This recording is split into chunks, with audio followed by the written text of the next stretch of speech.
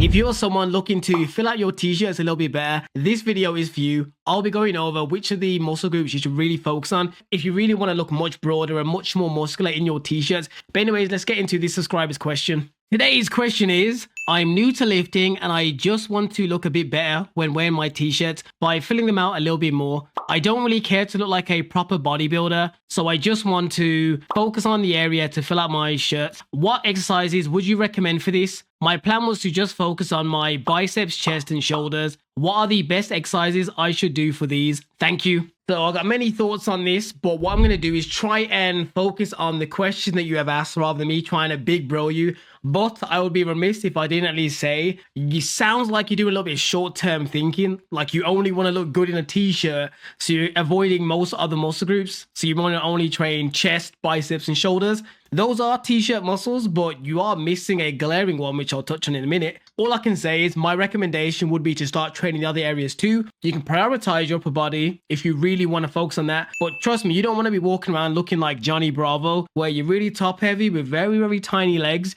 You're going to look weird. But let's answer your question. So let's address it like muscle group by muscle group. So Operation Big Arms, you mentioned you want to train biceps, but you didn't mention about triceps. And if you didn't know, triceps take up much more of your arm than biceps do. Like biceps is the known muscle that everybody knows because they talk about it in movies, but triceps takes up basically 2/3 of your arm compared to your biceps. So if you want to get a bigger, meatier looking arm in t-shirts, you're better off, well, train them both. But if you wanted to primarily focus on one of them, you'd focus on the tricep muscles. But basically the triceps, bearing in mind I'm a little bit higher body fat right now, is where you're going to start seeing muscles stick out from the sides. If you ever see anyone, like you'll see like tricep muscles standing out the back, these are the areas you need to work on. And you have the long head, the medium and the short head of the triceps. So we can talk about exercise that will cover those as well. But yeah, don't neglect triceps. So if you want the arms hugging the sleeves, some of the better bicep movements that I personally recommend, that I've loved myself, is the easy bar bicep curls. If you don't know what an easy bar is, Google it. But basically it's very similar to a barbell curl. It's just a little bit better on your wrists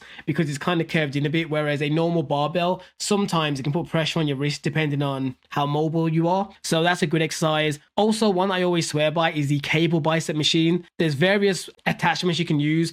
Sometimes I like using the rope. Sometimes I like using just a regular straight bar, a little bit bent as well. So cable bicep curls is probably my favorite at the moment, but easy barbell curls was definitely something I did a lot in the earlier days. Either one of those two are really, really good. And if you want to work on, when you get leaner, I'll probably put a video on screen. When you get leaner, there's a little bit of muscle here like the brachialis. If you want to make that look bigger, that also makes your whole arm look big. It spreads it apart and you start seeing more definition. And good thing that works that is like a neutral grip curl, so like a hammer curl. Things like that will help build this up. And overall, it just helps the circumference of your arm look much bigger. Now, as for tricep exercises, I would say one of the ones that used to be a big staple for many, I don't think people do it as much anymore, but it is the easy bar skull crushers. There's various variations you can use. Some people did it to their forehead and just kind of, when they're lying back on the bench, press forward. Or some people did it over the head. If not that, you have various variations of the tricep push down. You have the metal bar like that, or you can use the ropes. All of them slightly target different areas. A big favorite of mine right now is the crossbody single arm tricep, I guess, extension. You do it at like a 45-degree angle and you really feel it here. So yeah, these are great exercises that you can do to help with your t-shirt muscles. But the actual key body part or area I was talking about when I said you missed a glaring one, it is your back. Because everyone seems to always be chasing the chest pump and the arm pump, but you're forgetting about your back. Having a good back just brings everything together, and if you don't have one, you're gonna look weird. It's almost like those girls that go get a BBL surgery to get like a big butt, but then their thighs don't match. It stands out way too easily and they look easily identifiable as looking odd. You know what I mean? Even when it's not the extreme versions, you can always look at them and think something looks off. So if you manage to build like a decent looking chest and biceps, but your back is super shallow and flat, you will look a little off kilter and look a bit odd. So I would definitely recommend try and build a nice strong back. So getting some decent heavy horizontal rows, getting some vertical movements like a lat pull down. Once you get to the point where you can do pull-ups as well, then you can buy a pull-up bar for your house and then just easily cut down some of your gym time by just doing every single day, like trying doing 5 to 10 pull-ups every day, like 2 or 3 sets. That will go a long way over time, especially if you're someone that's fairly new in the gym.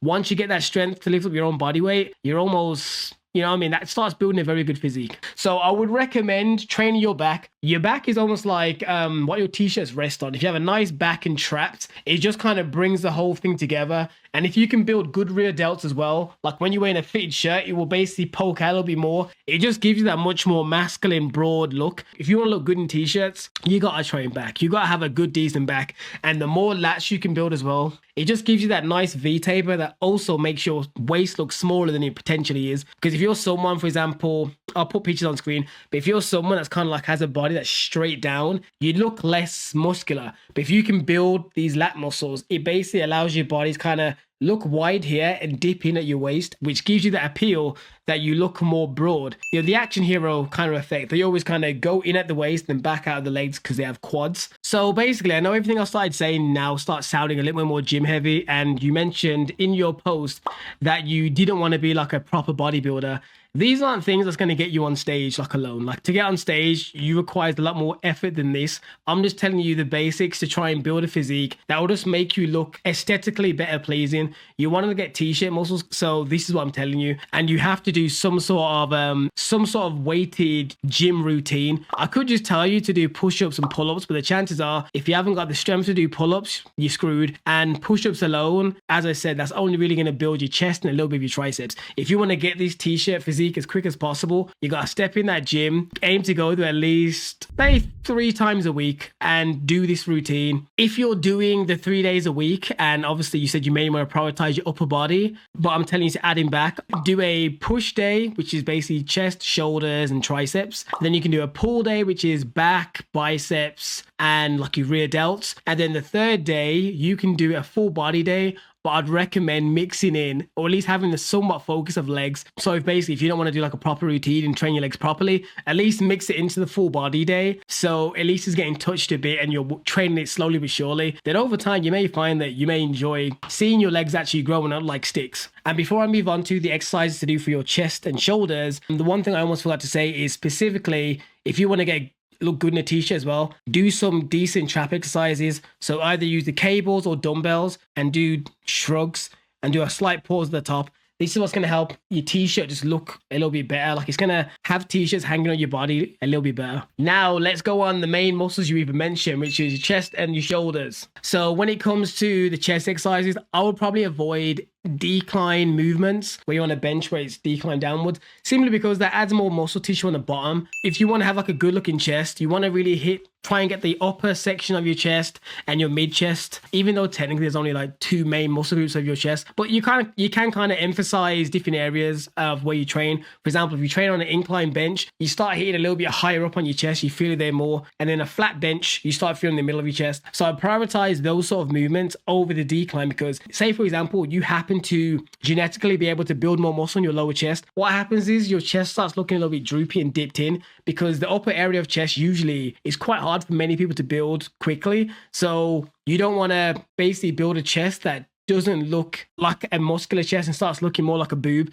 So you don't want your chest to slope inwards and then the lower chest sticks out. So that's my recommendation there. Personally, I recommend dumbbells over barbell. It allows you to get more comfortable with your wrist movement, and you can make sure you're not getting imbalances by making sure that each arm can independently lift the weight. Whereas sometimes with a barbell, your dominant hand can sometimes take most of the brunt of whatever exercise you're doing. So that's something to consider. So when it comes to the chest press exercises, make sure as well that your elbows aren't out like this, because if you're doing movements like that, you're not really hitting your chest enough. You're hitting more like your front, like delts. You're more likely to get into an injury. So try and do your best to keep your elbows in, which is why I also recommend dumbbells, because it makes it easier. Doing it with a barbell requires much more conscious thought, whereas a dumbbell, you can easily just turn the dumbbells in a bit and then make it easier to do the exercise. Then I would also do another great move, which is overhead press, also known as the OHP, or just a standing shoulder press with a barbell. And you basically unrack it, press, and that's basically the movement. You can do this movement with the barbell like I just mentioned, or you can do it seated with a dumbbell, which many people do most of the time, which is a dumbbell shoulder press. They're both good. I would personally recommend the barbell, because I found with the barbell one, you tend to,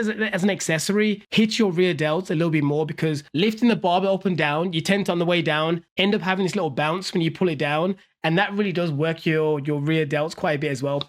And because many people undertrain their rear delts, this is the way to almost have it work by accident. Whereas dumbbell shoulder press, because you have the seat that you can press against, you usually are more controlled, which typically is great when it comes to just working on shoulders. But as I said, because you want to get that overall shape better, I'd probably recommend the overhead barbell press. Then another one for shoulders, which I recommend would be, I would recommend the cable lateral raises by your side or a little bit to the front if you can, just keeping that scapular plane. So rather than doing it right out next to you like this, move your arms, say like 40 degrees in front of you, and then try and lift like that. And if you want to get extra benefit, rather than accidentally tilting backwards, I would put your wrist while holding the dumbbell like that a bit, so curve it inwards. So you're like this rather than like that. Kind of feel like you're slightly kind of curving. That's the kind of movement I kind of think of, and you really do feel it on your side delt more. If you happen to be in a gym that doesn't have cables, or you just don't like cables, or they're not free enough, I would recommend this thing called a Y raise. And basically you lean on a bench and you basically have your chest supported on it, and then you lift up. I'll try and put a video on screen so you can see what I'm talking about.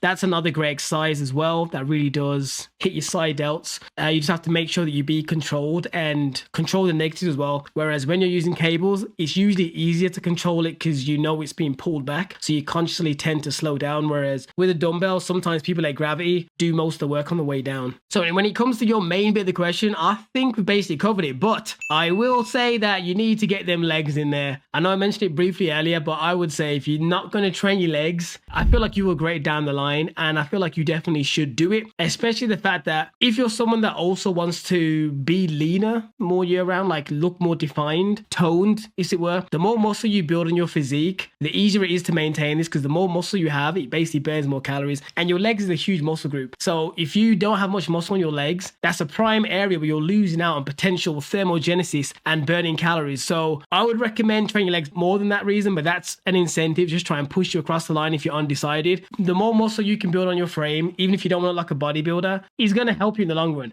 And because you specifically said, I don't want to look like a bodybuilder, you aren't going to accidentally look like a bodybuilder. It's like girls that say, I don't want to get too bulky. You're not going to accidentally train too much and get bulky. It takes a lot of hard work and effort. You know what I mean? It's kind of almost egotistical to assume that you can just do a little bit of training and look like a bodybuilder. It's not that easy. If it was, everybody would look like a bodybuilder. So with that being said, if you want to continually try and build a more aesthetically built physique, click on this video here, because I'll basically put one up that outlines the key areas that really will help you get that frame a lot sooner. But anyways, I'll see you guys in the next video.